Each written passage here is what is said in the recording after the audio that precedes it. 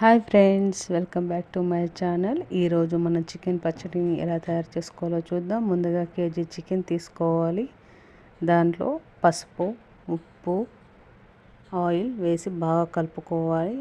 కలుపుకున్న చికెన్ని మంచిగా ఉడకబెట్టుకోవాలి. ఎందుకంటే చికెన్ ఉడకబెట్టుకోవడం వల్ల పీస్ అనేది గట్టిపడదు. అందుకే మనం ముందుగా ఇవన్నీ వేసి ఉడకబెట్టుకోవాలి. ఉడకబెట్టుకున్న చికెన్ని డీప్ ఫ్రై చేసుకోవాలి. ఒక మూకుల్లో సరిపడంత ఆయిల్ వేసి ఆ చికెన్ పీసుని మంచిగా గోల్డెన్ బ్రౌన్ కలర్ వచ్చేలాగా ఫ్రై చేసుకోవాలి. అలా ఫ్రై చేసుకున్న ఆ పీసుల్లోనే అల్లం వెల్లుల్లి పేస్ట్ వేసి బాగా కలుపుకోవాలి. కలుపుకున్న తర్వాత దానికి మసాలా తయారు చేసుకోవాలి.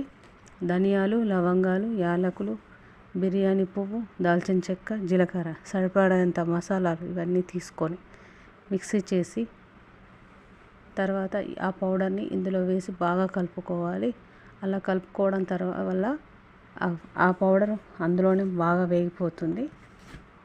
తర్వాత సరిపడేంత ఉప్పు, కారం వేసి బాగా కలుపుకోవాలి. అలా కలుపుకున్న తర్వాత ఈ పచ్చడికి సరిపడా 4 నుంచి 6 నిమ్మకాయ రసం తీసుకోవాలి ఫ్రెండ్స్.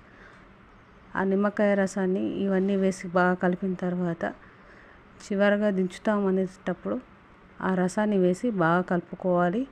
అలా వేయడం వల్ల ముక్కలకి పులుపు బాగా పట్టి పచ్చడి మంచిగా రుచిగా ఉంటుంది ఫ్రెండ్స్. ఒకసారి చేసి చూడండి.